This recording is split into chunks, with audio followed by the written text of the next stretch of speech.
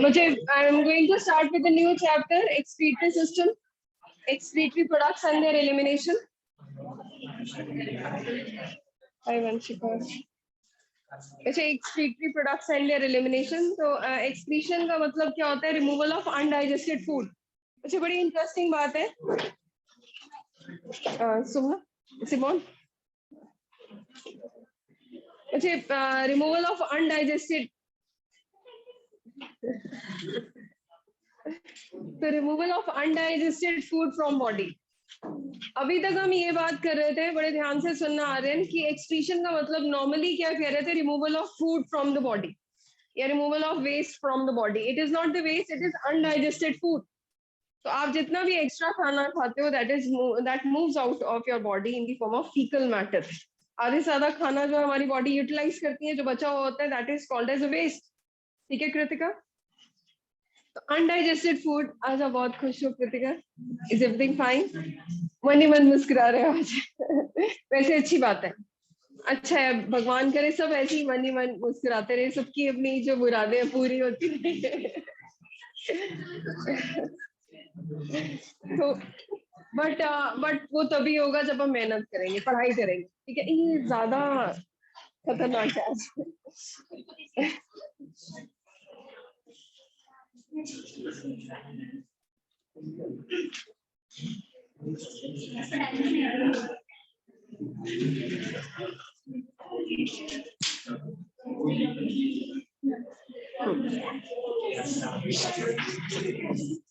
तो removal of undigested food from body is called as elimination. तो आप जो खाना जो बचा कुचा रह जाता है उसको हम बोलते हैं एलिमिनेशन या excretion. Excretion can be in the form of urea, ammonia और यूरिक एसिड. अमोनिया अगर होगा तो अमोनोटेलिक, यूरिया होगा तो यूरियोटेलिक एंड यूरिक एसिड होगा तो यूरिकोटेलिक. दोबारा सुनना, there are 3 types of waste. एक होता है अमोनिया, जो ज्यादा पानी में रहते हैं. एक्वाटिक ऑर्गेनिजम्स, जितने भी पानी में रहते हैं organisms, they excrete, they remove their excretion in the form of ammonia. जैसे फिशेस, जितने भी एक्वाटिक एनिमल्स हैं, they release their waste in the form of ammonia and they are called as ammonotelic. We have started with chapter 19, excretory products and their elimination. तो इसमें excretion का मतलब आपने पढ़ा अभी, removal of undigested waste. ठीक है, undigested food जो है, जब आप उसको remove करते हो, that process is called as excretion. तो excretion की 3 तरह से आपको बताया. या तो आप अमोनिया excrete करते हो, जो पानी में रह रहे हैं, they excrete ammonia and that is why they are called as ammoniotelic. क्योंकि अमोनिया जो है, it is highly toxic. सुनते रहना, why aquatic organisms they are ammoniotelic or they release ammonia. क्योंकि Ravinder, they release ammonia because ammonia is highly toxic और उसको toxic को less toxic बनाने के लिए कीरत requires water. तो इसीलिए जो aquatic animals हैं, they are ammoniotelic. हम लोग क्या हैं? Ureotelic, because we excrete urea that is less toxic. और जो birds हैं, they release uric acid, वो least toxic है. समझ आई बात? तो वो जो यूरिक एसिड है वो बर्ड्स एक्सक्रीट करती हैं. अगर आप लोग किसी के ऊपर गुड लक हुआ हो, बर्ड्स की शिट हुई है. हाँ, अब ये 1-2 क्वेश्चंस हैं कि ऐसा क्यों करते हैं? किसी की पॉटी गिर रही है और बोल रहे हो गुड लक हो रहा है, क्या वो अच्छा होता है? नो. तो अब ये मुझे, और अगर कभी ऐसा हुआ हो, आपने ये देखा है कि जब वो ड्राई हो जाता है, तो रविंदर, जब वो गुड लक आप पे गिरा है, तो आप वो ड्राई होने के बाद वो क्या आ जाता है? वो पाउडर बन जाता है. देखा आपने? किसको बताएं? Because it has least amount of water. पानी जो है अपनी बॉडी में वो प्रिजर्व करते हैं, दे excrete less amount of water. The excretion is in the form of uric acid. वो पेस्ट जैसा होता है वो. अच्छा, गुड लक क्यों बोला गया? अब कई लोग कहते हैं मैम ये why this is good luck. This is not good luck at all. किसी का दिन स्पॉइल हो जाता है. हाँ, और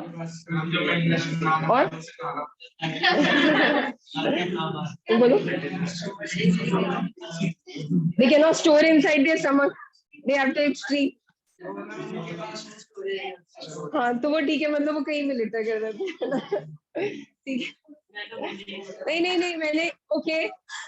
अब किरत ने उनकी मजबूरी को समझा कि वो बेचारे स्टोर नहीं कर पा रहे, तो उनको लिटर अराउंड करना पड़ रहा है. ठीक है, वेरी गुड. हाँ, वही उसने बताया कि दे कैन नॉट कंट्रोल, तो वो उड़ते. अब अगर ये इट इज नॉट दैट कि इट इज लकी कि आप लोगों के अगर ऊपर शिट गिर रही है तो आपका बहुत लकी डे है, ऐसा कुछ नहीं है। It's myth. It is like कि अगर आप लोग बच्चे किसी जानवर को, अगर आपने ये देखा कि बर्ड्स को कि हमारे कपड़े गंदे कर दिए, अगर हम और वे से देखें कि it is a bad luck, bad day today because you are wearing your new clothes, और आपकी नई गाड़ी थी उस पर किसी ने शिट कर दी, एंड यू से कि उसने कि ये जो क्या कहते हैं, आप उसे अनलकी मानो, फिर हम लोग क्या करेंगे, हम बर्ड्स को मानना शुरू करेंगे। इसने मेरा नुकसान किया, मैंने मारना ही मारना है उसको, इसने मेरे कपड़े खराब कर दिए, मेरी शादी का कपड़ा खराब कर दिया। तो आप समझ सकते हो। तो हमने क्या बोला, ओ वाह आ जाए आपकी शादी है और ऊपर से बर्डशीट हो गई तो वाह वेरी लकी, है ना, तो डबल लकी हो गए। तो अब आप समझ रहे हो कि किसी इससे सिर्फ हमने बचाने के लिए कि बर्ड्स को हार्म ना कोई करे, तो एक ऐसे ही उसको मिथ को जोड़ दिया, but otherwise it's not that कि किसी का अच्छा होता है ये। तो 3 तरह से वेस्ट आता है, ammonia, ammonotelic, urea, ureotelic, uric acid, uricotelic. ये 3 तरह से वेस्ट प्रोड्यूस होता है। फिर उसके बाद आता है, अगर आप बात कर रहे हो ह्यूमन एक्सक्रीटरी सिस्टम, तो ह्यूमन एक्सक्रीटरी सिस्टम जो है इट कंसिस्ट ऑफ किडनीज। तो अगर आप ध्यान दोगे कुछ भी, इधर देखो बेटे, हमारे बैक में यहाँ पे लोअर किडनी, यहाँ पे लोअर रीजन में किडनीज आती है, ठीक है। किडनीज यहाँ नहीं है, ऊपर नहीं है ना, यहाँ पे किडनीज, तो हमारे किडनीज लोअर रीजन में। तो कई बार ऐसे होता है, जब मैंने 1-2 स्टूडेंट्स को बताया, मैम मेरे यहाँ किडनी में दर्द हो रहा है। ऐसा कुछ नहीं है, इतनी जल्दी नहीं किडनी मिलती। तो अब यहाँ पे किडनी से जो पाइप निकलती है, बीन शेप किडनी है, किडनी से जो पाइप निकलती है they are called as ureters, ureters open into urinary bladder, urinary bladder opens into urethra. याद करने का तरीका ये है, 2 किडनीज है, पेयर ऑफ किडनीज, किडनी से पाइप कौन सी निकल रही है, ureters, ureters open into urinary bladder, urinary bladder opens into urethra. और जो किडनीज है उसके अंदर जो भी वर्ड आएगा वो किडनी के रिलेट करते हैं हम रीनल। तो जो आने वाली आर्टरी है उसको बोलते हैं रीनल आर्टरी, या फिर एओर्टा, इसको याद है, एओर्टा सप्लाई करती है पूरी बॉडी को। या फिर जो लेके जा रही है दैट इज रीनल वेन, जो गंदा खून लेके जा रही है। तो renal artery and renal vein they are associated with kidneys.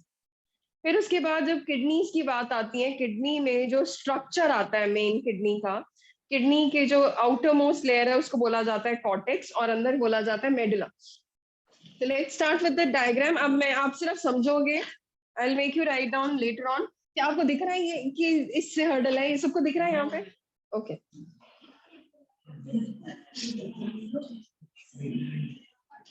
मुझे किडनी ना बनाने का तरीका आप बड़ा इजी वे समझो, एक सी ऐसे बनाना है, एक ऐसे सी, इसको ऐसे ज्वाइन कर दोगे किडनी। किडनी से पाइप्स जो निकल रही हैं they are called as ureters, और यूरिनरी ब्लैडर और यूरेथ्रा। इजी वे में आप समझ रहे हो।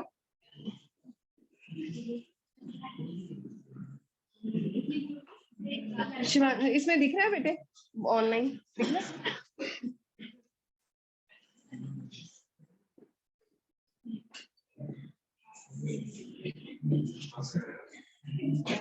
Kidneys, ureters, urinary bladder, urethra.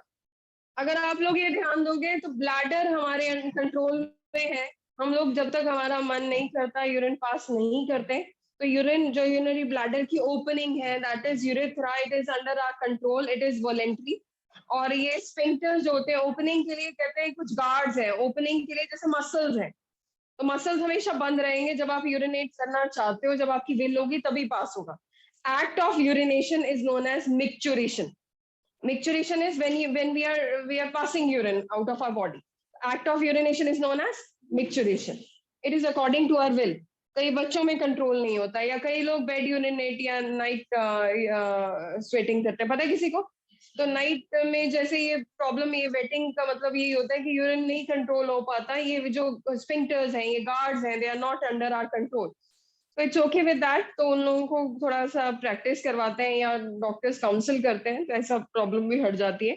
कई लोगों को पहले तो ऐसा होता था कि मैरिज के बाद भी फीमेल्स को ऐसे बोला जाता था कि वो फीमेल की मैरिज भी हो गई है, then also she has this trouble. तो बहुत सारे लोगों को ये प्रॉब्लम आती है, रात को यूरिन कंट्रोल नहीं कर पाते। किसी ने सुना है ऐसे कभी? हाँ। तो और ये it's a big problem. But it can be change, it can be modulated, अगर डॉक्टर से कंसल्ट की जाए तो ठीक हो सकती है।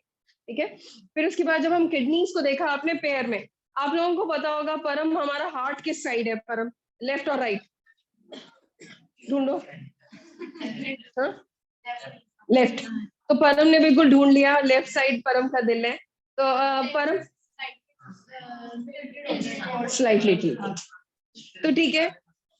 तो अब परम, अगर आप लोगों को पता है कि हमारे लेफ्ट साइड में एक ऑर्गन एक्स्ट्रा है, हार्ट है, तो उसकी वजह से सारे ऑर्गन्स इधर उधर शिफ्ट हुए हैं। एक तो लंग्स जो हैं छोटे हो गए थे, क्योंकि in order to accumulate heart, Vansh उसी के साथ साथ किडनी कहते हैं।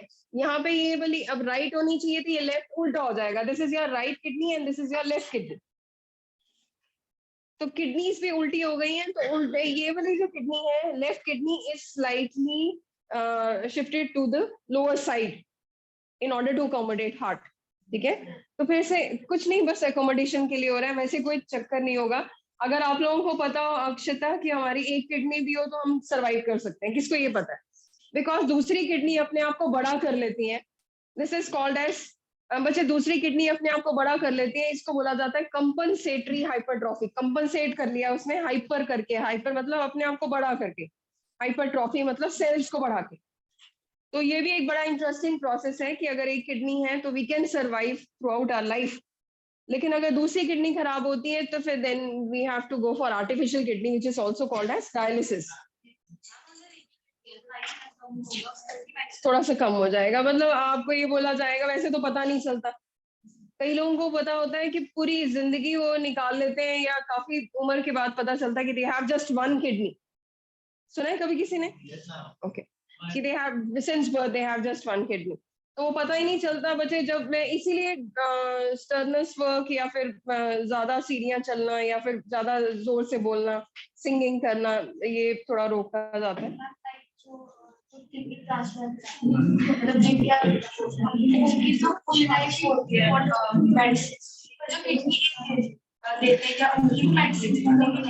नहीं, मेडिसिन नहीं होती, बट हाँ काफी कुछ मना कर देते हैं लोग। किडनी डोनेट करना वो भी इजी नहीं है।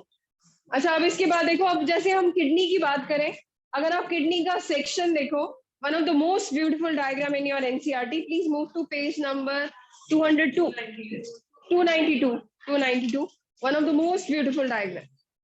Look at the beauty, wow. ज्यादा मत देखना, ज्यादा प्यार हो जाएगा। बहुत सुंदर diagram, one of the best diagram. देखो बनाने वाले ने कमाल किया डायग्राम।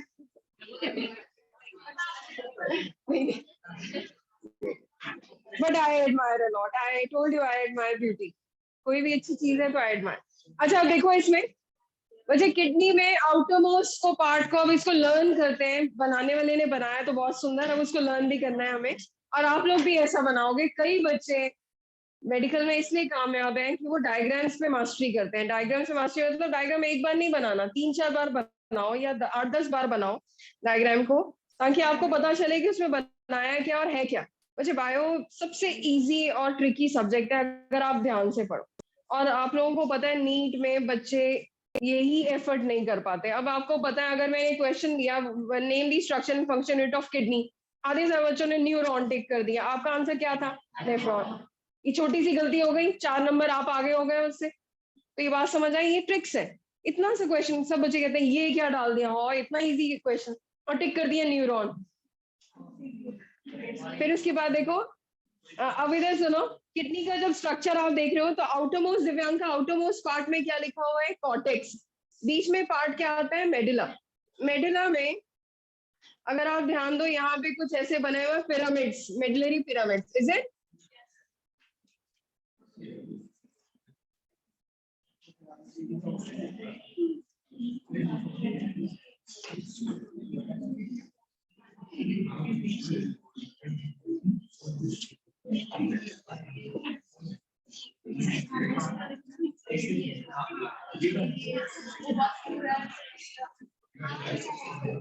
सौम्या देखो बेटे, इसमें बना हुआ है, look at the diagram 292 page, outermost बनी हुई है कॉर्टेक्स। कॉर्टेक्स के बाद आप देख रहे हो इसकी बाहर की लेयर को स्पेशल नाम दिया गया, रीनल कैप्सूल। रीनल कैप्सूल जो है किडनी को बिल्कुल बाहर पतली सी लेयर है जो प्रोटेक्ट करती है इसको। और फिर उसके बाद आपके पास आ गए मेडुलरी पिरामिड। मेडुलरी पिरामिड में आपको कैलिक्स मिलेंगे और लास्ट में दिया हुआ है यूरेटर जो साइड से निकल रही है और एंटर कर रही है renal artery and renal when. यहाँ पे हाइलम बनाया नहीं हुआ बट इट्स अ हाइलम। एक आती है रीनल आर्टरी, एक आती है रीनल वेन, और यहाँ साइड से जो पाइप निकल रही है it is called as ureter. How many of you are clear? Diagram बहुत इंटरेस्टिंग और इजी है, लर्न करने का तरीका दोबारा सुनो। आउटरमोस्ट कवरिंग को अर्श हमने क्या नाम दिया इसको? Renal capsule. Renal capsule outermost covering. अच्छा सिमोन, तो बच्चे जब बाहर की कवरिंग को हमने क्या बोला? Renal capsule. फिर उसके बाद हमने दूसरा पॉइंट दिया कॉर्टेक्स। कॉर्टेक्स के बाद क्या आ रहा है बच्चे? रीनल कैप्सूल के बाद हमने क्या बोला? कॉर्टेक्स। कॉर्टेक्स के बाद क्या बोला? मेडुला। मेडुला में क्या है? Medullary pyramid. किसमें ओपन हो रहे हैं? कैलिक्स में। और फिर उसके बाद क्या है? Renal artery and renal vein. और लास्ट में क्या दिया हुआ है? यूरेटर्स। ठीक है Mantasha, very easy diagram. How many of you are clear with this diagram? मुझे पहले समझना है और ये टॉपिक्स जितनी जल्दी समझोगे उतनी जल्दी लर्न भी होंगे और ये फिनिश भी हो जाएगा चैप्टर। फिर इसके बाद नेक्स्ट आता है, अगर आप किडनी में अगर आप कॉर्टिकल रीजन में देखो, यहाँ पे कॉर्टेक्स में मिलियंस और billions of tiny dot like structures are present and एक डॉट को हम क्या नाम देते हैं? नेफ्रॉन। नहीं दिखेंगे भी नहीं, they are microscopic, they are tiny. Microscope से दिखेंगे, ऐसे नहीं दिखेंगे। डॉट तो दिख रहा है कि नहीं रविंदर सिंह? अच्छा वहां नहीं दिख रहे, ओके। तो नेफ्रॉन में कॉर्टेक्स में कॉर्टिकल रीजन में आपको जानवी क्या दिखेंगे? यहाँ पे नेफ्रॉन। नेफ्रॉन को रुपया हमने क्या बोला था? Structure and function unit of kidney. How many of you are clear now? तो अब इसके डॉट के स्ट्रक्चर को आगे एक्सप्लेन करते हैं। पहले वो जो पार्ट आपने समझा उसके बारे में लिखो। Start with the writing part. You not okay today है ना? हाँ वॉमिट आ रही है? हाँ जाओ जाओ। आज ये लग नहीं रहा है ठीक इसमें। और ही सो क्यूट ना। अभी वॉमिट आ रही है, मैंने मुझसे वॉमिट आ रही है। नहीं तो वॉमिट में मतलब नहीं, नहीं पर ही स्माइलिंग इवन, मतलब इतना ही इज ऑलवेज स्माइलिंग। उससे हंसी फिर भी नहीं कंट्रोल हुई। वॉमिट आ रही है, वॉमिट में कौन हंस सकता है? बड़े दिल का है।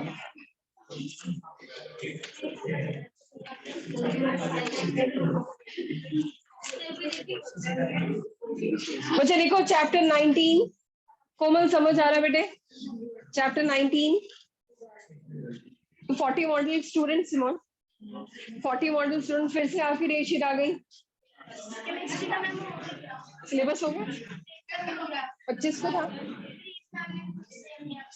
अच्छा एक मिनट और देखो, फिर से कोई आया नहीं? प्रीत कमल मैम ने टेस्ट नहीं लिया? अच्छा अच्छा, बट वैसे आपका हो गया? आता था कुछ आपका? राबिया 40 मॉडल से कौन सा खाना दिया वो टेस्ट? पास हो जाओगे? 40 मॉडल।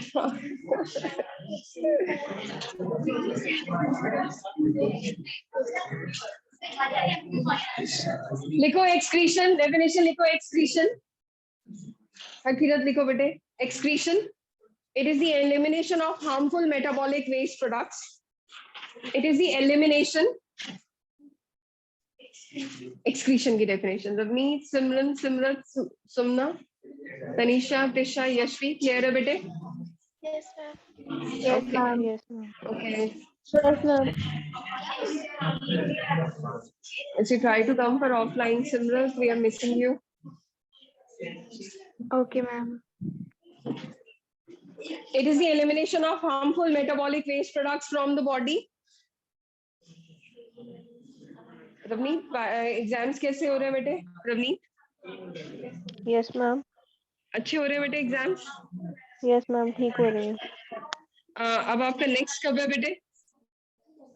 Wednesday. मंडे किस चीज का है? No, ma'am. Wednesday. अच्छा you not Audible. Monday is मुझे मैसेज करो रवनी। It is the elimination of harmful metabolic waste products from the body.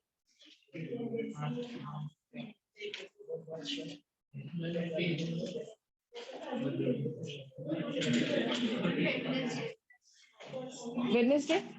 She wrote Wednesday. Acha, Wednesday is bio? No, ma'am, maths.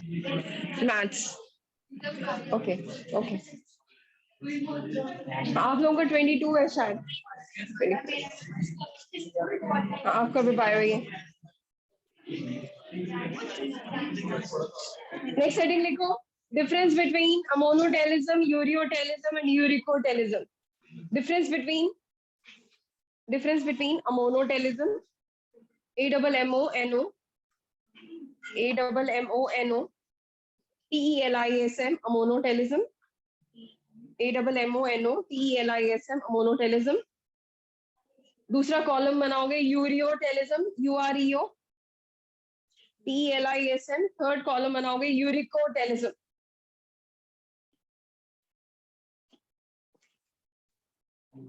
Anshuman तीनों की examples दे सकते हो? Ammonotelism की example ज्यादा toxic है, कहाँ होगा? फिशेस. एक्वाटिक ऑर्गेनिजम्स जो है प्रोड्यूस क्या करते हैं? Ammonia, because it is highly toxic, it requires water. अच्छा बोला. और यूरियो में humans.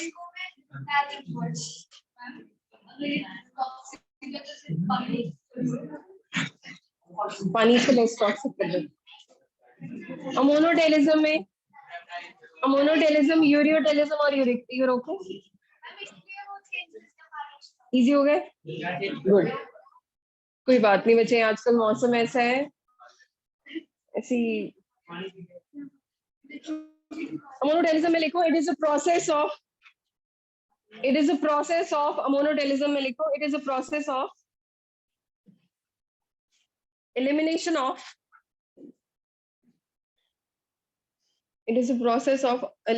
of nitrogenous waste. Simone, आपके पास कैंडी या टॉफी है? नहीं? एनीवन जिसके पास कोई कैंडी या टॉफी है उसको दे दो दोस्त को.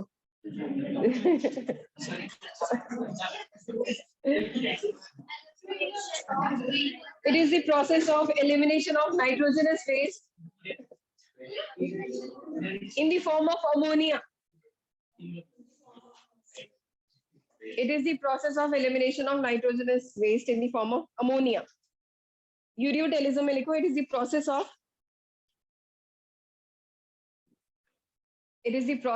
elimination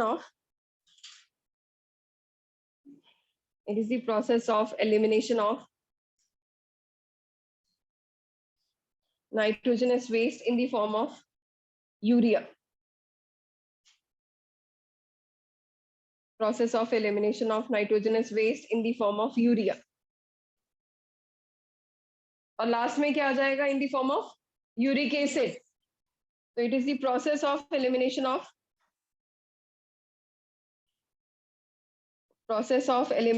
nitrogenous waste. Yes. Proteins हम जो खाते हैं वो नाइट्रोजनस प्रोडक्ट आएंगे ना. It is the process of elimination of nitrogenous waste in the form of uric acid.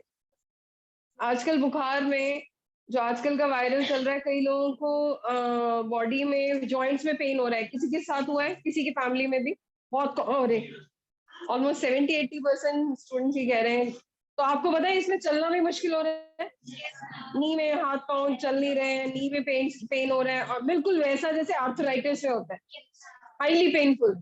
और अगर आप टेस्ट भी करवाओगे तो बिलीव मी यूरिक एसिड आपका ज्यादा आएगा. Uric acid is the reason for this arthritis. तो ये अजीब सी चीजें हैं, वायरल के कुछ इफेक्ट्स हैं.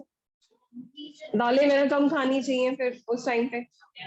दाल वगैरह या चिकन वगैरह ये कम खाना चाहिए जब जॉइंट पेन ज्यादा हो रहा हो.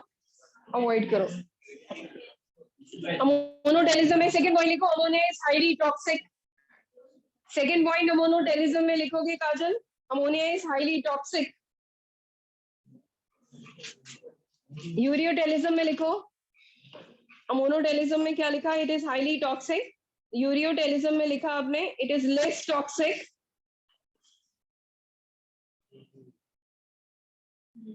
यूरिकोटेलिज्म में लिखो it is least toxic,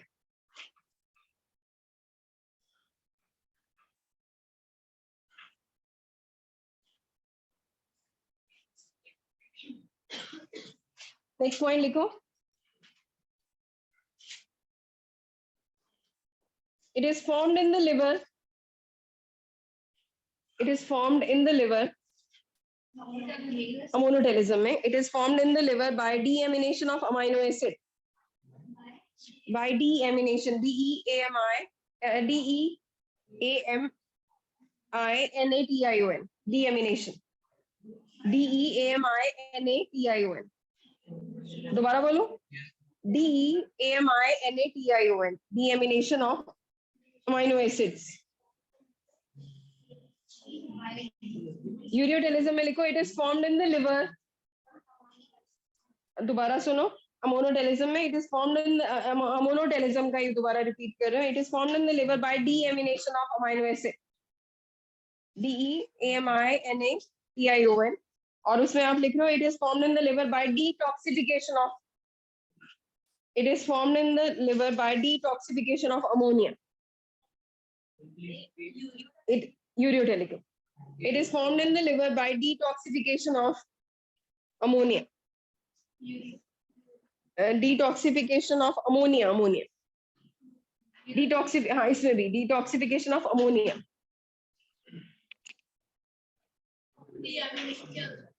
deamination is removal of amino group.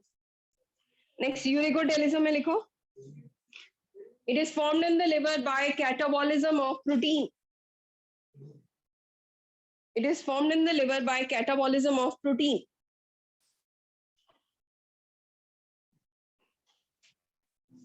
formed in the liver by catabolism of protein.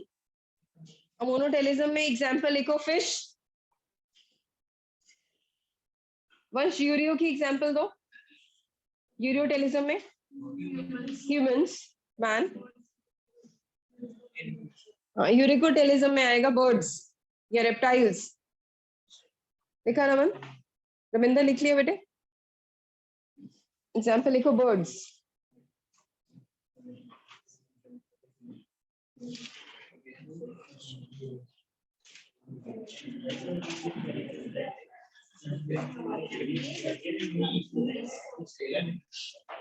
Next heading लिखो osmoregulation, osmoregulation, osmoregulation, OSMOREGULATION,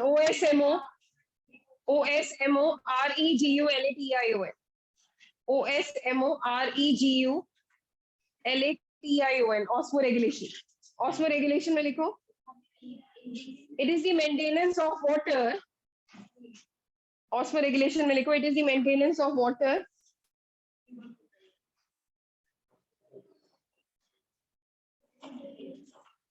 it is the maintenance of water and osmotic concentration of blood, it is the maintenance of water and osmotic concentration of blood in animal, it is the maintenance of water and osmotic concentration of blood in an animal, concentration of blood.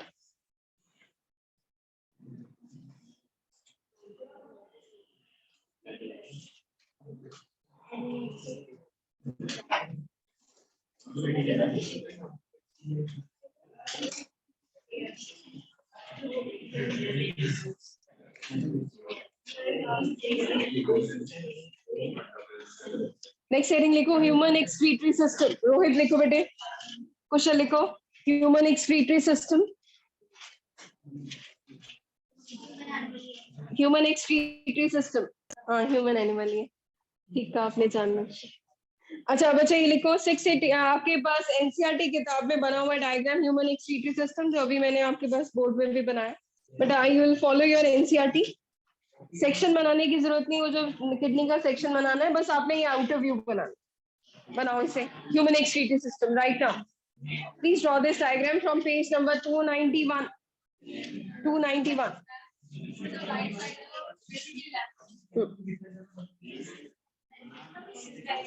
Anushka समझ आ रहा है बेटे? राबिया आपने syllabus नहीं share किया, syllabus share करो।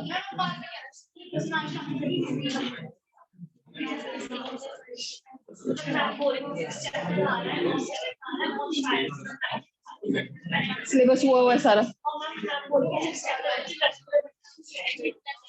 सारा हुआ है सिलेबस, तो आपकी कोई टेंशन नहीं है ना?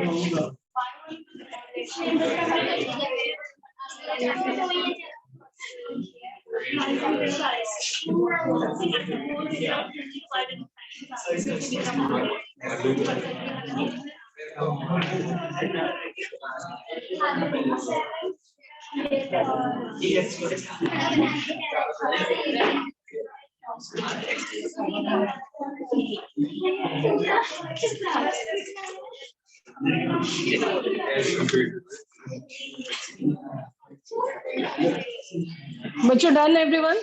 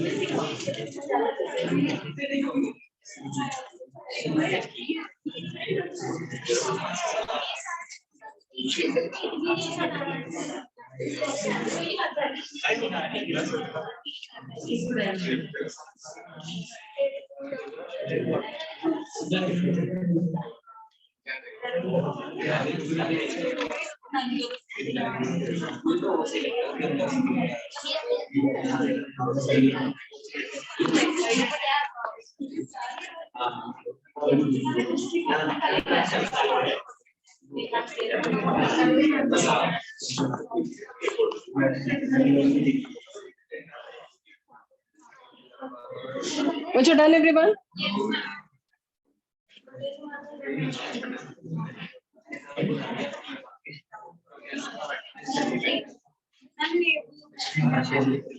अच्छा, नेक्स्ट क्लास में I will take your quick test from chapter 7, वो जो सिर्फ फ्रॉक का पार्ट, ठीक है? वो 4 पेजेस जो फ्रॉक के हैं वो करके आना। ट्यूसडे टेस्ट होगा, क्विक टेस्ट होगा, ठीक है? हाँ, ओनली 10 क्वेश्चंस और मे बी 1 डायग्राम, दोनों हो सकते हैं, सब्जेक्टिव भी ऑब्जेक्टिव भी, बट डायग्राम्स भी आएंगे। ओनली फ्रॉक लेफ्ट, उल्टा बताया था ना आपको एक जो हाँ कोई बात नहीं, एनसीईआरटी में कुछ कुछ चीजें हैं ऐसी, कोई बात नहीं, बट आपको रीजन बताया मैंने क्यों।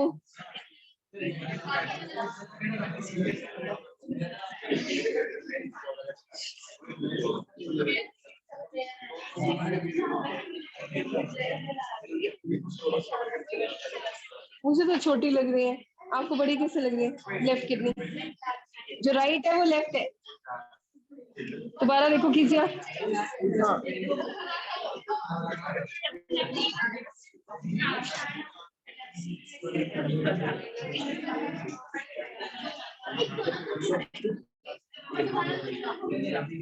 okay, if you all are done.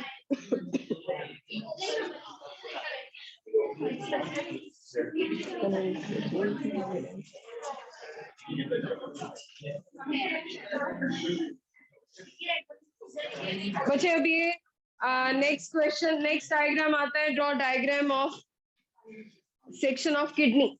तो फिर हाँ अभी ये भी बनाना पड़ेगा, सबसे सुंदर डायग्राम। पेज 292 पे मैंने भी देखा, दोनों बनाए।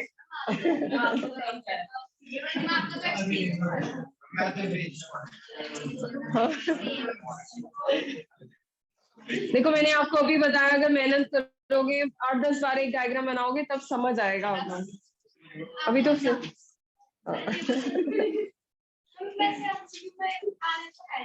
एमसीक्यूज नहीं है, अब थ्योरी में तो आए, लेबलिंग के लिए भी आता है।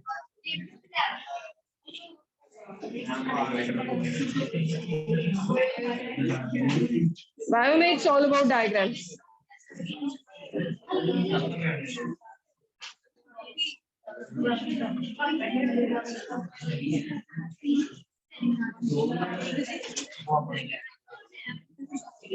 टू 92 पे जो डायग्राम है उसे ड्रॉ करो क्विकली, और बनाने का तरीका आपको बता दिया बच्चों, सी बना देना एक बड़ा।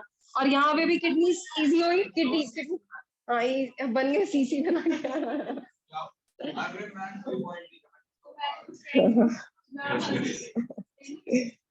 कितनी बनाओ 292 पे जो बनी हुई है। डन जानवी, 292 पे। Gaurav, are you okay now? Happy?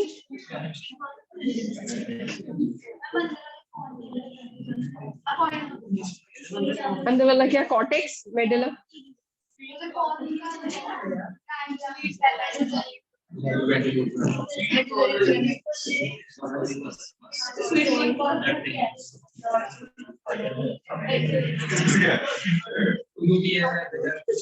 Rhythm बना लिया बेटे?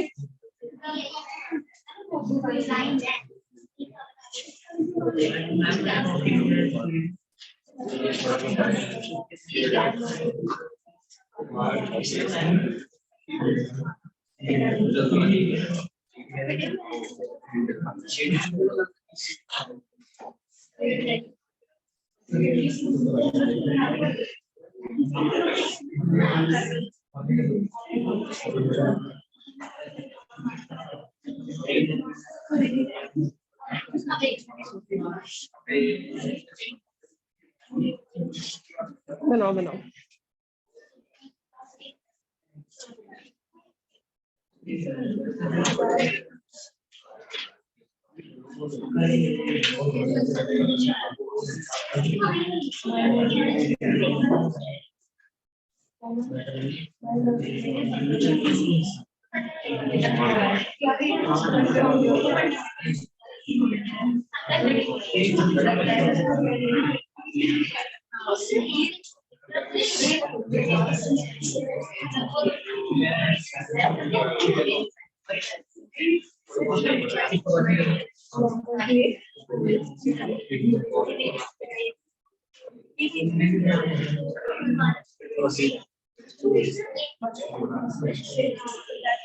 Done? Okay, how many of you are done with the diagram? Okay, be quick please. जाओ जाओ जाओ,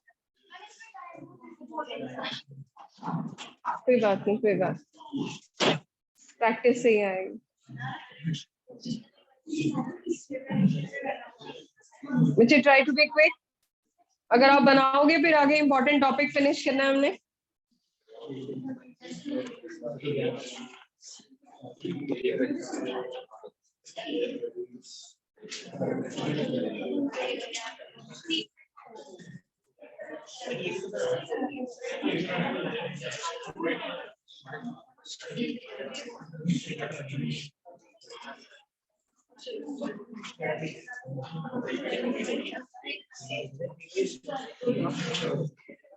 Okay, class, next part is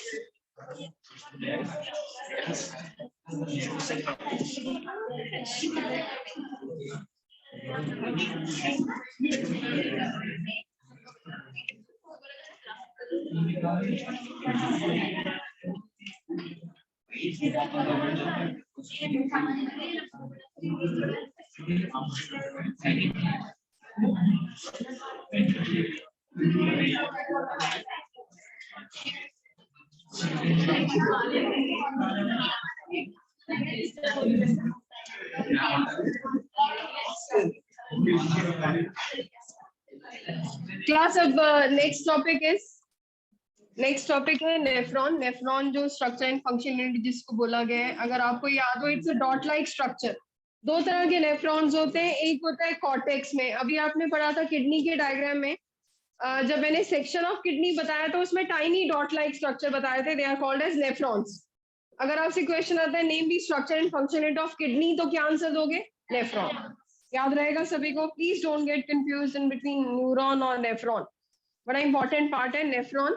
nephron का जो स्ट्रक्चर है काफी साइंटिस्ट ने मिलके बनाया था। पहले हम पढ़ते हैं, ये कैप्सूल लाइक स्ट्रक्चर आता है, प्लीज लुक हियर। अगर ये डायग्राम समझ लोगे बहुत इजी रहेगा, क्योंकि इसके ऊपर ही बेस है सारा चैप्टर। तो आप देखो ये कैप्सूल है, इसको किसने डिस्कवर किया था? बोमन। तो बोमन्स कैप्सूल बोला जाता है इसको। और बोमन्स कैप्सूल के बाद जो ये एक लाइन आती है, एक पाइप आती है, it is called as proximal tube या प्रॉक्सिमल कॉन्वोल्यूटेड ट्यूब्यूल। सुना हुआ है आपने? तो प्रॉक्सिमल ट्यूब जो है narrow down to Henle's loop, which is also known as hairpin loop.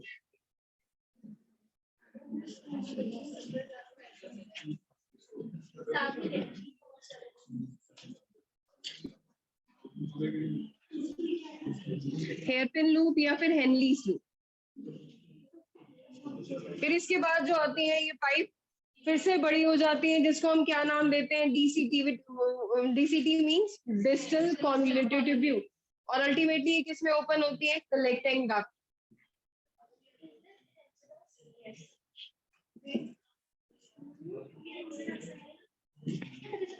अच्छा, ये इधर देखो, ध्यान से समझ आया बच्चे आप लोगों को कुछ कुछ?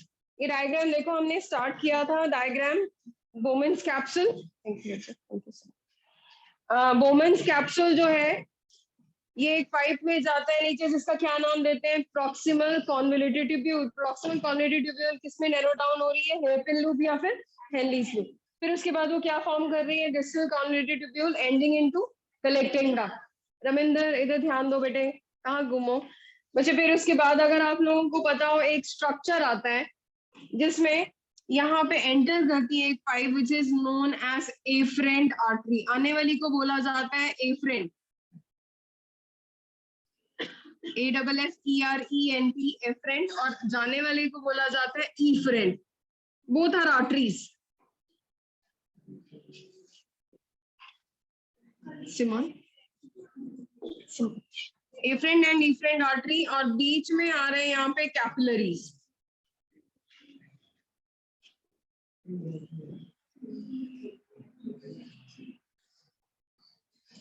बच्चे बड़ी इंटरेस्टिंग बात है, please listen to me carefully, girls and boys look here. अपने आप नहीं समझ आएगा ये टॉपिक, और अगर ये क्वेश्चन या डायग्राम क्लियर हो गया, आपको ये चैप्टर समझ आ जाएगा। अच्छा, इसमें देखो मैंने बताया बोमन्स कैप्सूल, कैप्सुलेटेड स्ट्रक्चर है, कैप्सूल लाइक स्ट्रक्चर है, इसका नाम ही पड़ गया बोमन्स कैप्सूल। वुमेन्स कैप्सूल में जो एंटर कर रही है उसको क्या बोला जाता है? Afferent artery. जो जा रही है उसको बोला जाता है afferent. In between they form capillary. और किसमें ओपन अप हो रही है?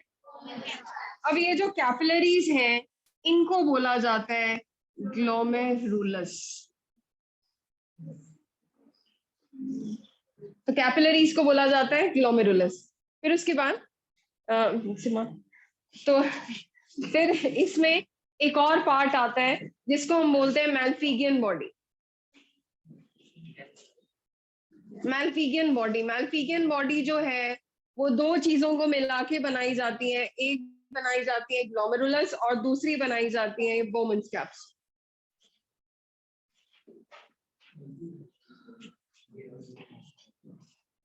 मुझे देखते रहो, इधर डायग्राम समझते रहो। डायग्राम में मैंने आपको बताया सबसे पहले जो हमने बनाया था नीचे वाला पार्ट, आप लोगों ने भी यही पार्ट ऐसे बनाना है। पहले आपने आउटर पार्ट बनाना है, जैसे सबसे पहले आपने बनाना है बोमन्स कैप्सूल, फिर आपने बनाना है proximal tube. Proximal convoluted tubule इसको बोला जाता है। जो भी हमारी बॉडी के पास चीज होती है उसको बोलते हैं प्रॉक्सिमल। बॉडी से दूर चली जाती है उसको बोलते हैं डिस्टल। तो यहाँ पे ट्यूब पहले आ रही है तो प्रॉक्सिमल ट्यूब। कॉन्वोल्यूटेड इसलिए क्योंकि बहुत ज्यादा ऐसे ऐसे घूम के आती है, तो it is also called as proximal. अभी मैंने डायग्राम सिंप्लीफाई किया है इसलिए छोटा बनाया है, अदरवाइज ये पाइप बहुत लंबी आएगी, डायग्राम में देखोगे तो काफी बड़ी होगी। तो it is called as convoluted. Convoluted मतलब अपने में ही उलझी हुई। तो proximal convoluted tubule which forms Henle's loop. Hairpin कहते हैं जो जुड़े में सुइयां लगती हैं, हेयरपिन मोटे वाली सुई, that is why it is also called as hairpin loop. और हेनली ने डिस्कवर किया था हेनलीज लूप। फिर लास्ट में आता है distal tube, distal convoluted tubule, और अल्टीमेटली इट ओपन्स इनटू। अब आपको मैंने ये बात बताई, जो आ रही थी कोमल वो उसको बोला गया एफरेंट आर्टरी, और जो जा रही है उसको बोला गया इफरेंट आर्टरी। बीच में क्या है? कैपिलरीज। कैपिलरीज का नाम क्या है? ग्लोमेरुलस। और वुमेन्स कैप्सूल को मिला के क्या बोला जाता है? मैल्फिकियन बॉडी।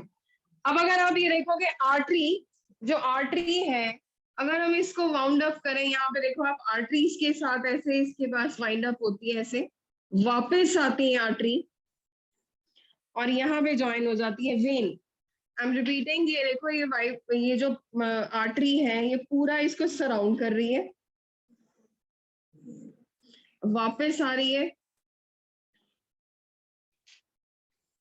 और फॉर्म क्या करती है? वेन। और ये वेन हम किडनी के लिए बात कर रहे हैं, तो कौन सी वेन है? कितनों को ये बात समझ है? तो बिल्कुल आपने सिंपल सा डायग्राम बनाना है। पहले आपने बेस बनाना है, बेस के ऊपर वाइंड अप करना है। और इसका रीजन क्यों है, क्यों इसको ऐसे गुच्छा सा ऐसे क्यों आर्टरीज का इसको बोलते हैं? नेटवर्क ऑफ आर्टरीज, इसी को नाम दिया गया वासा रेक्टा। रेक्टा का मतलब होता है नेटवर्क, रेटिकुलर। आपको याद है ना रेटिकुलर वेनेशन? रेटिकुलर का मतलब क्या था? नेटवर्क, जाला। और किसका नेटवर्क? वासा, वैस्कुलर वेन्स, आर्टरीज का बंडल है, आर्टरीज का जाला है, इसीलिए इसको क्या नाम देते हैं? वासा रेक्टा। अब देखो आपकी किताब में लिखा हुआ है वासा रेक्टा, तो ब्लड का वेसल्स का देखो नेटवर्क बिछा हुआ है, तो वासा रेक्टा इसको बोला गया। मिल गया सभी को? तो क्या ये डायग्राम समझ आ गया सभी को? क्योंकि पहला तो आप लोगों को डायग्राम समझना है, और इतना इंटरेस्टिंग है और इतना इजी वे में मैंने आप लोगों को अभी करवा देना है ये चैप्टर। अदरवाइज ये टॉपिक सबसे मुश्किल माना जाता है, लेकिन अगर समझ के करोगे सबसे इजी। कहते हैं हमारी किडनी में एक छोटा सा डॉट इतना बड़ा काम कर रहा है। अगर आपकी किडनी में वो खराब हो जाए, एक किडनी अगर आपकी खराब हो जाती है, मतलब ये डॉट्स नहीं काम कर रहे हैं, तो हमें मशीन में जाना पड़ता है। मशीन जो है ब्लड पूरा निकालती है, पूरी ब्लड को प्यूरिफाई करती है, उसमें से सारा पानी एक्स्ट्रा निकालती है, और फिर वो प्यूरिफाइड ब्लड देन री एंटर्स इनटू योर बॉडी। तो इट्स अ लॉन्ग प्रोसेस, 4 घंटे का या 5 घंटे का, किसको पता है? Dialysis is a long process. और जब भी आप खाना खाओगे तो आपकी बॉडी में टॉक्सिन्स या पानी भर जाता है। तो 2 दिन से ज्यादा या 3 दिन से ज्यादा आप बिना डायलिसिस के नहीं रह सकते, because urine output in that case is 0।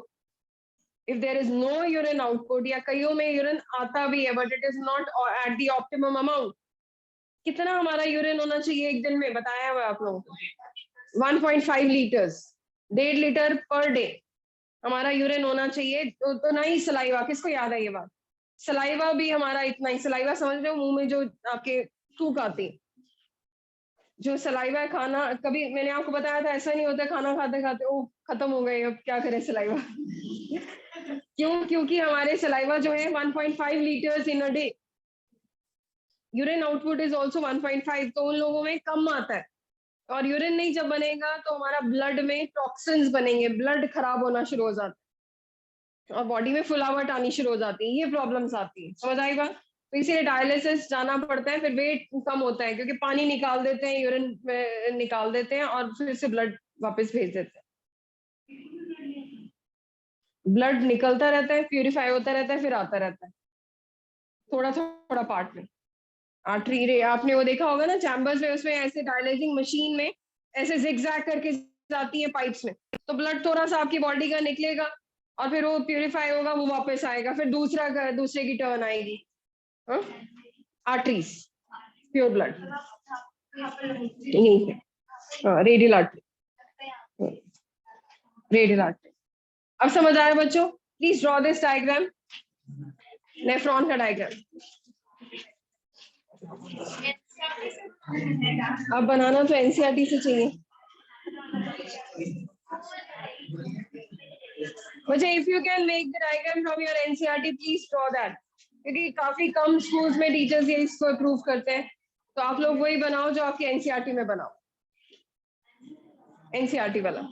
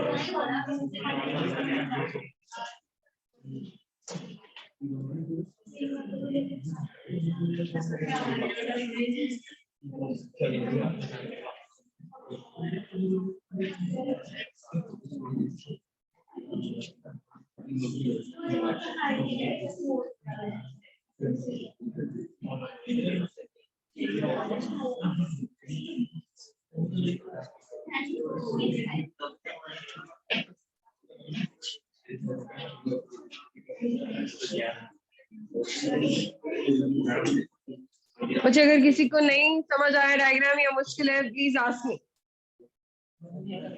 Make the diagram.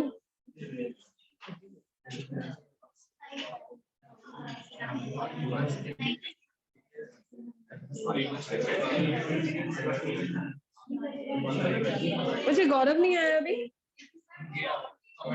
हाँ?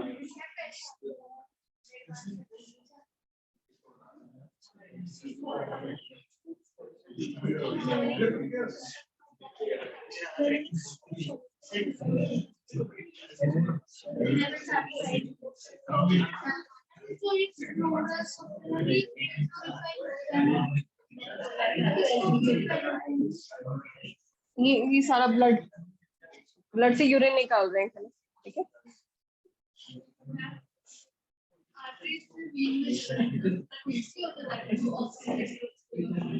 गंदा खून है ना, मुझे जो आर्टरीज ने जितना भी हमारा, नहीं इसने पहले साफ था, उसने सारा कुछ एक्सक्रीट कर दिया। अभी हम पढ़ेंगे तो ब्लड प्यूरिफाई करने के लिए वो आप गंदा हो गया।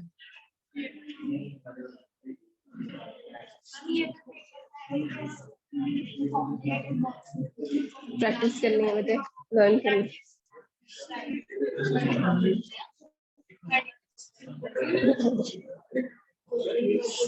कोई ऐसा बच्चा जिसको लर्न भी हो गया? Very good, very good. Okay, जाओ जाओ। आपको ठंड लगी है बेटे, बी वेरी केयरफुल।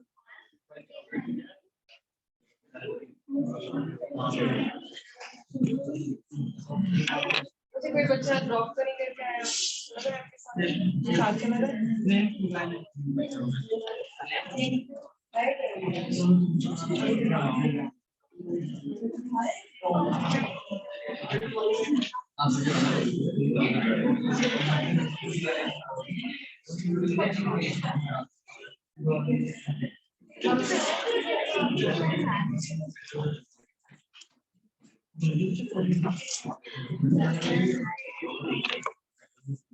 बीमार है, अभी भी वाइफ कहता मैम मैं आई एम ओके।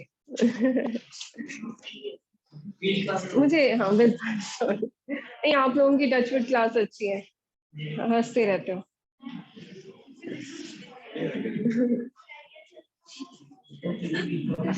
वो पता है इसलिए कहते हैं महकप्रीत, वो इसलिए कहते हैं क्योंकि आप लोग दुखी कर चुके हो उनको। I am good. बच्चे पता है क्या, आप लोग वो सब्जेक्ट ऐसा है, ये आप लोगों की या टीचर की किसी की कोई गलती नहीं है, मैंने खुद ने ये चीज डील की है। फिजिक्स सब्जेक्ट ऐसा है।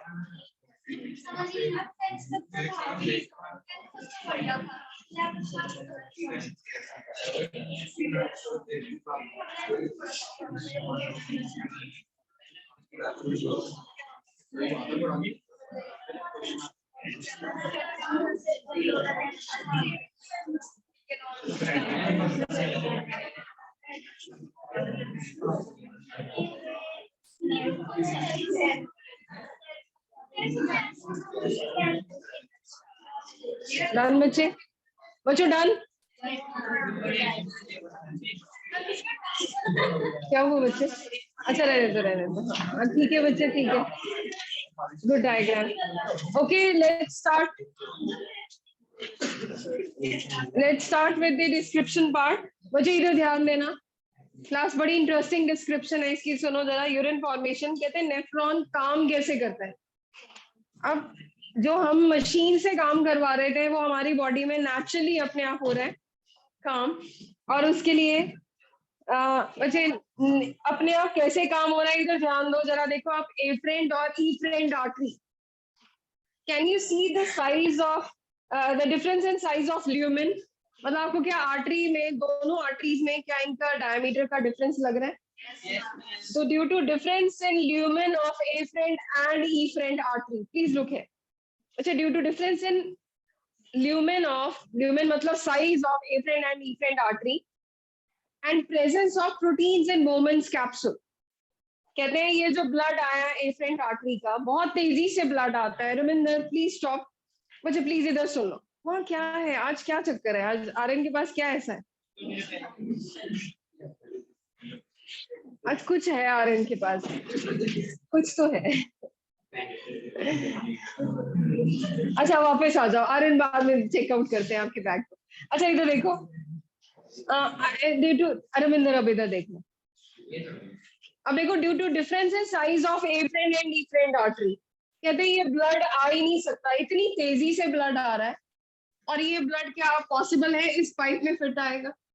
कितनों को बात समझ आई? Due to difference in size of afferent and different, तो जो ब्लड है वो ooze आउट होगा, फैलेगा, जा ही नहीं सकता ब्लड, इसमें एंटर ही नहीं कर सकता.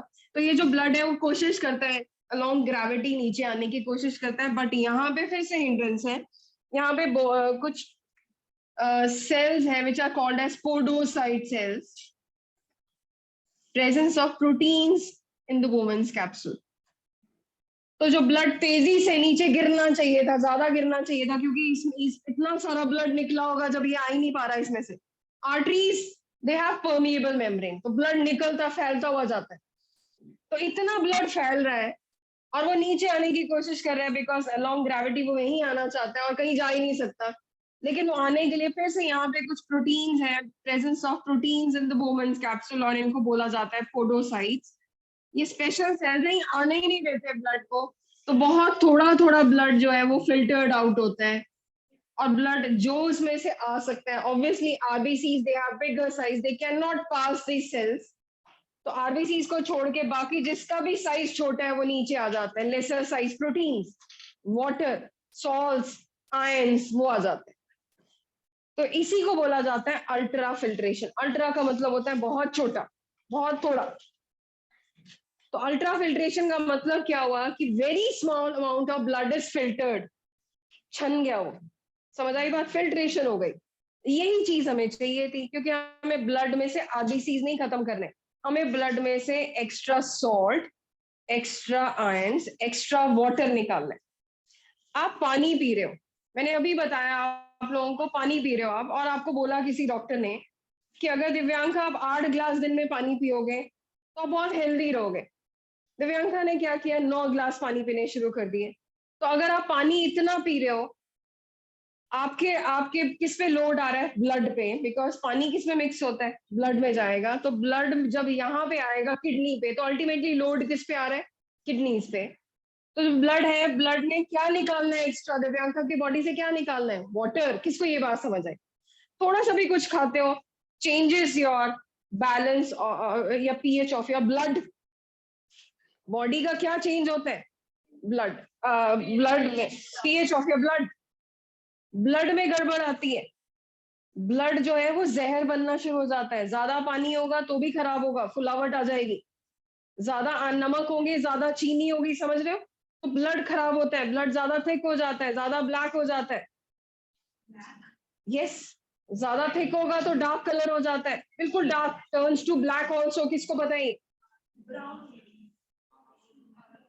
बाइल बोलते हैं उसको. यस, अब इधर यस, बिल्कुल बिल्कुल डार्केस्ट रेड. तो अब ये आप इसमें ध्यान दो. तो अब क्या हुआ? Ultra filtration. तो कहा जब आपने पानी पिया, दिव्यांका ने मोर देन रिक्वायर्ड पानी पिया, नहीं वैसे तो चलो आपको पता है कि 4 to 5 glass water is required in a day. मतलब आपको 2 बॉटल जो है 2 लीटर वाली या 1 लीटर वाली एक बॉटल पीनी चाहिए मिनिमम, पता है ना आप लोगों को? तो अगर आप 7 to 8 ग्लासेस पानी पीते हो दिन में, then your body is fit, क्योंकि एक्स्ट्रा सॉल्ट, एक्स्ट्रा आयंस जल्दी निकलेंगे. अब क्या हुआ? Due to difference in size of किसके बीच में? Afferent and efferent, and presence of podocyte protein in Bowman's capsule, very small amount of blood is filtered. This is called as ultrafiltration. Ultrafiltration किसको समझ आ गया? Then this filtrate enters into PCT. then this filtrate enters into PCT which is proximal tube. तो proximal tube में जैसे ही वो enter करता है, फिर उसमें जो आयंस थे, ग्लूकोज था, नमक था, क्योंकि अब जल्दी में उसने फेंक दिया सब, फिर रियलाइज हुआ ये तो चाहिए था, बहुत जल्दी में उसने सारा कुछ फिल्टर्ड आउट कर दिया। इसको ये बात समझ आई, बहुत तेजी से ब्लड आ रहा था तो जो निकला वो निकल गया, फिर बाद में पता चला ये तो बड़ी काम की चीजें थी। तो पीसीटी में रीएब्जॉर्प्शन शुरू होती है, जो आर्टरी है वो रीएब्जॉर्ब करना शुरू करती है, और इसको बोलते हैं, नहीं पहले ये सिक्रीट करेगी, ट्यूबुलर सिक्रीशन, ट्यूब्स जो है सिक्रीट करेंगे। सिक्रीट क्या क्या करते हैं, जो जो चीजें रिक्वायर्ड है, जैसे सॉल्ट्स या आयंस, शुगर्स, और सॉल्ट आयंस में से जैसे potassium ion, sodium ion, chloride ion, water. तो पहले वाटर नहीं आएगा, पहले सॉल्ट्स और शुगर्स आएंगे। सॉल्ट, शुगर या आयंस पहले ये सिक्रीट होते हैं। This is what we call as tubular secretion. किससे सिक्रीट हुआ है? प्रॉक्सिमल ट्यूब, तो इसलिए इसको क्या बोला जाता है? Tubular secretion. फिर ये नैरो डाउन हो गया और किस में चला गया? Hairpin loop. हेयरपिन लूप में क्या होता है? हेयरपिन लूप में अब जो रीएब्जॉर्ब, फिर से वो चीजें जो हमें रिक्वायर्ड थी वो रीएब्जॉर्ब होंगी। आप लोगों ने नॉर्मली ध्यान दिया होगा, जब आप ज्यादा नमक खा लेते हो, ज्यादा चीनी खा लेते हो, तो आप लोगों को प्यास लगती है। तो पहले ये कहते हैं, पहले पीसीटी जो है, ये सॉरी हेनली लूप जो है, हेनली लूप नीचे गिर रही है, इसको बोलते हैं डिसेंडिंग लिम्ब। हेनली लूप ऊपर जा रही है, इसको क्या बोलोगे? Ascending limb. जब वो डिसेंडिंग लिम्ब में, it is impermeable to water, पानी नहीं जा सकता उसमें, उसमें से सारे नमक के आयंस या फिर शुगर आयंस, शुगर के मॉलिक्यूल्स, वो सारे इसमें से निकलने शुरू हो जाते, क्योंकि हमें चाहिए वो। Again this reabsorption is occurring. लेकिन जैसे ही आता है असेंडिंग लिम्ब में, बिकॉज आपको अभी बताया कि जब सॉल्ट और शुगर चला गया तो अपने आप क्या आएगा वहां पे? वाटर। तो water is reabsorbed passively, this is called as reabsorption. और लास्ट में जब ये फिल्टर रेट एंटर करता है DCT. What is DCT? Distal convoluted tubule. यहाँ पे डीसीटी में एक बड़ी इंटरेस्टिंग बात होती है। डीसीटी में हमारा एक हार्मोन है, वो काम करेगा, which is ADH hormone. ADH hormone ये हमारे ब्रेन से आता है। एडीएच की फुल फॉर्म कोई बता सकते हैं? एंटी डाययूरेटिक हार्मोन, या फिर इसी को एक और नाम देते हैं oxytocin. Sorry, not oxytocin, vasopressin. एक और नाम बोलते हैं इसको प्रेसिन। बस यही 3 नाम है इसके, एडीएच, वेसोप्रेसिन और प्रेसिन। ये हार्मोन हमारे ब्रेन से रिलीज होता है और वो बताता है कि अभी हमारी बॉडी में पानी चाहिए या नहीं चाहिए। कई बार आप लोग कॉफी ज्यादा पी लेते हो। किसकी फेवरेट है? खुशप्रीत, आपका क्या फेवरेट है, कॉफी या चाय या चॉकलेट? अब बताओ तीनों से सोच के। चाय, ओके। आपको पता है खुशप्रीत, चॉकलेट किस किस ने रेज किया था? चॉकलेट के लिए कौन कौन है जो बहुत ज्यादा खाते हैं? बहुत ज्यादा। ओह, एक स्टोरी भी है, मैं अभी बताती हूँ। यहाँ की एक बच्चे की स्टोरी है जो मुझे बड़ी अजीब लगी।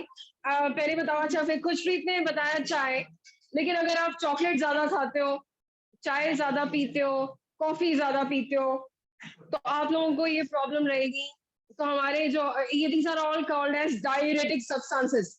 डाययूरेटिक सब्सटेंसेस वो होते हैं जो यूरिन रिड्यूस करवाते हैं, जो बार बार लगता है यूरिनेट करने जाओ। तो अब आपको कौन सा हार्मोन चल रहा है आपके पास? Anti diuretic. तो कहते हैं ज्यादा चाय नहीं पीनी चाहिए, ज्यादा कॉफी नहीं पीनी चाहिए, ज्यादा चॉकलेट्स नहीं खानी चाहिए। और बताओ क्या होता है?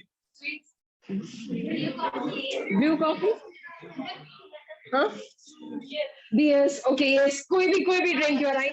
और बता सकते हैं? ड्रिंक कोई भी अल्कोहल, कोई भी ड्रिंक, हार्ड और सॉफ्ट ड्रिंक। और okay, green tea, okay, any brand, anything. अभी दिस ओके। अब सुनो, एक चीज और अगर आपको बताओ कि अगर कोई ज्यादा स्मोक करता है तो ज्यादा यूरिनेट करते हैं, ये किसको पता है? नहीं पता था? किसको नहीं पता था? किसको नहीं पता?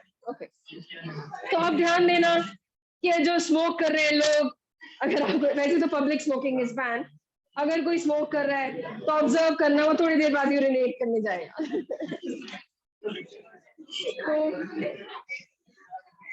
Because it's an diuretic substance, तो anti diuretic substances are those which inhibit this diuresis, तो यूरिन को रोकते हैं। तो अब एडीएच हार्मोन क्या कह रहा है कि हमारा यूरिन से फिर से रीएब्सॉर्ब कर लिया वाटर, जो बचा कुचा फिल्ट्रेट है वो एंटर किसमें करता है, कलेक्टिंग डक्ट, और कलेक्टिंग डक्ट में एंटर करते ही it is called as urine.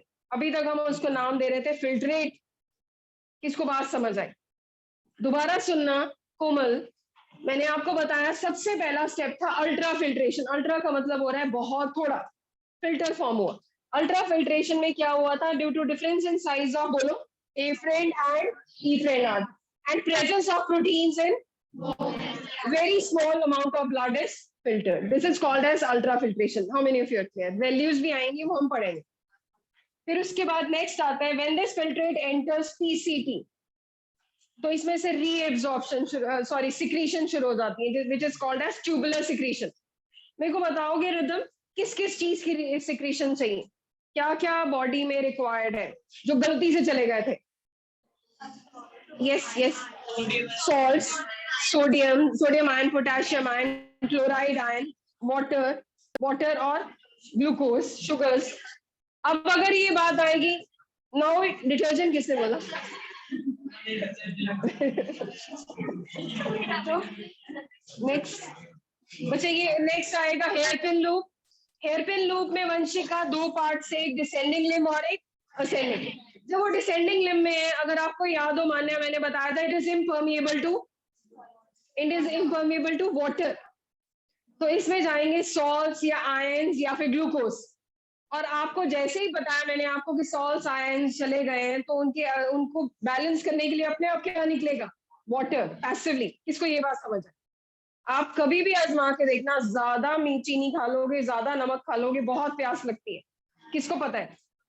कुछ भी चीज नमकीन खा लो।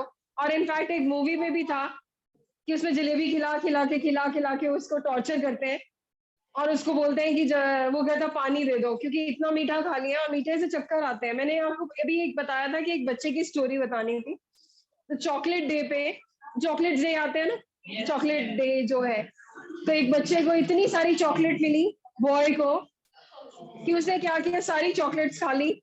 और उसने मुझे ये अपनी स्टोरी बताई कि मैम मैंने खा तो ली ईवन में बैठ के आराम से, लेकिन जैसे मैं नीचे उतरने लगा वो धड़ाम करके गिरा, क्योंकि ज्यादा चीनी से चक्कर आता है। किसको पता है?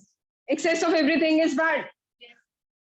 और फिर उसने अभी तक, अब उसको अभी कभी भी मिलो तो do you want to have chocolate? Big no.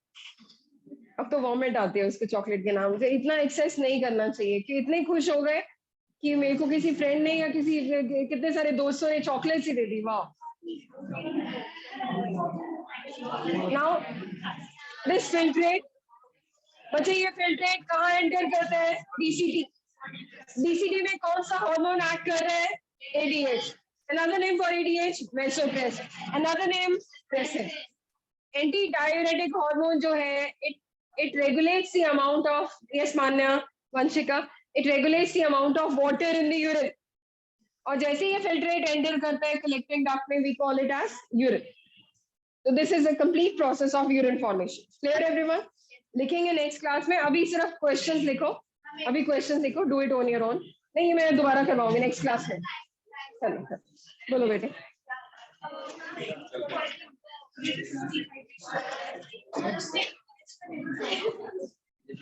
Dehydration ना फैक्टर कुछ और होता है। हाँ, अगर डिहाइड्रेशन हो एडीएचएस हार्मोन हाई होएगा। वैसे उसमें और बहुत सारे फैक्टर्स और भी आते हैं। डिहाइड्रेशन कुछ और केस हो गया। डिहाइड्रेशन इज जब सारे ऑर्गन्स में से पानी निकल चुका है, excessive loss of mucus and water. ठीक है,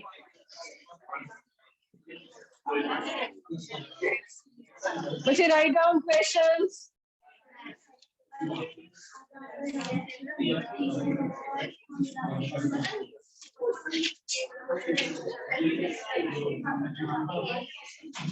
Name the excretory organ.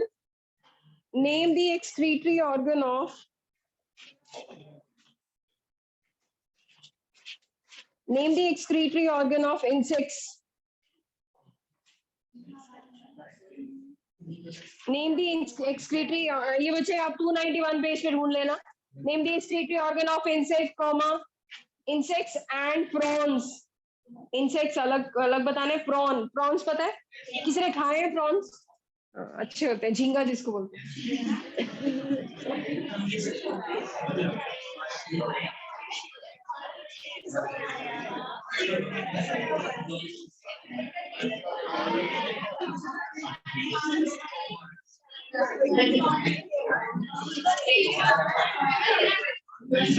बच्चे एक क्वेश्चन है. लेट्स सी मेडिकल के बच्चों में कितना आप लोगों को ये टॉपिक अभी समझ आया है, क्योंकि सभी ने ऑलमोस्ट पहली बार ये टॉपिक किया है. मुझे क्वेश्चन बताना, व्हाई डू टेरेस्ट्रियल ऑर्गेनिज्म या terrestrial animals they convert ammonia to urea और यूरिक एसिड. कहते हैं जो जमीन पे रहते हैं वो यूरिया क्यों एक्सक्रीट करते हैं या यूरिक एसिड क्यों प्रोड्यूस करते हैं, व्हाई नॉट अमोनिया. पानी चाहिए, बट अगर हम पानी अगर ज्यादा पिए तो more toxic, more water is required. But reason क्या हुआ?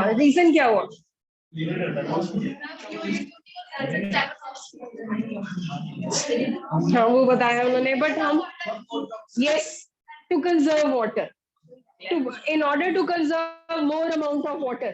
बच्चा ये हमें पता है कि ammonia is highly toxic, it requires more water. But हम लोग क्यों नहीं एक्सक्रीट कर पाते in order to conserve water. कितनों को बात समझ आई? तो लिखो क्वेश्चन. नेक्स्ट ये वाला मत लिखना, दूसरा लिखो. if the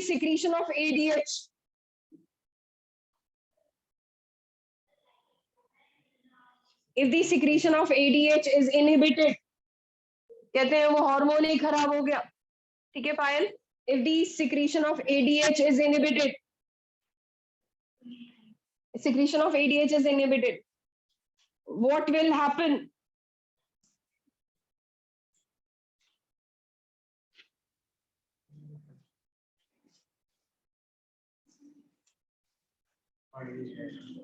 हाँ बताओ क्या बोल रहे हो? रीअब्जॉर्प्शन नहीं होगी. और आपने कुछ बोला था, बोलो. ठीक बोला आपने.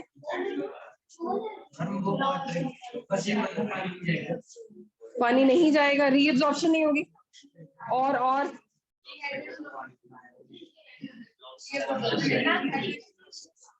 फ्रीक्वेंट यूरिनेशन, बहुत ज्यादा यूरिन आता रहेगा. ADHs एंटी रोक रहा था वो. कितनों को बात समझ आई? वो रोक रहा है यूरिन. अब आप रुक ही नहीं पा रहा क्योंकि आप कौन सा हार्मोन खराब हो चुका है, ADH. तो देखो इसमें the urea will become hypotonic. सभी ने ठीक आंसर दिया मिल बांट के. The urea will become hypotonic due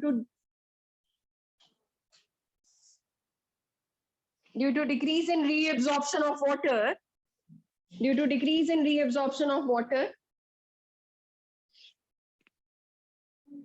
The urea will become hypotonic due to decrease in reabsorption of water. And finally, urinary flow will increase.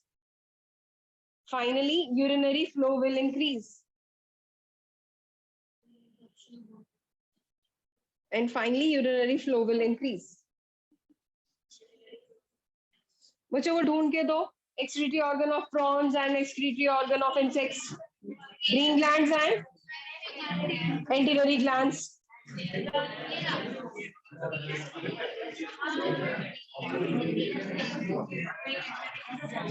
Anshuman, in which organ ammonia is converted into urea? Liver. In which organ ammonia is converted into urea? पता था सभी को? In which organ? हाँ आधे से ज्यादा बच्चे kidney बोल देते हैं. अच्छा. In which organ ammonia is converted to urea? तो आंसर क्या आएगा? Liver.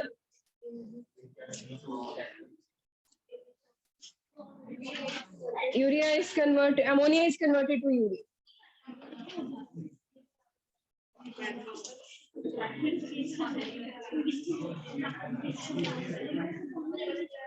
Name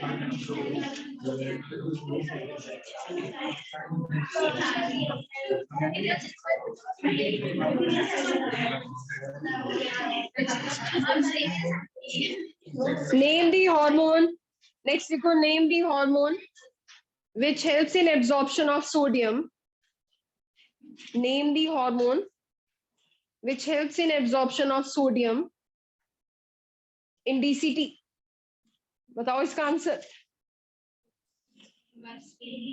ADH. हार्मोन तो एक ही था. अब इन्होंने बड़ा ट्रिकी क्वेश्चन बोल दिया. आपको अभी अभी बताया बच्चों, जहां पे नमक आएगा वहां पे पानी जाएगा. कितनों को बात समझ आई? इन्होंने लिख दिया सोडियम, तो ऑटोमेटिकली सोडियम के साथ क्या जाएगा? Water. Name the hormone which helps in reabsorption of water.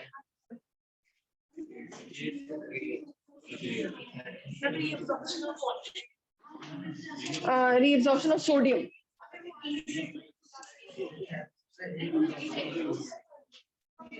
In DCT.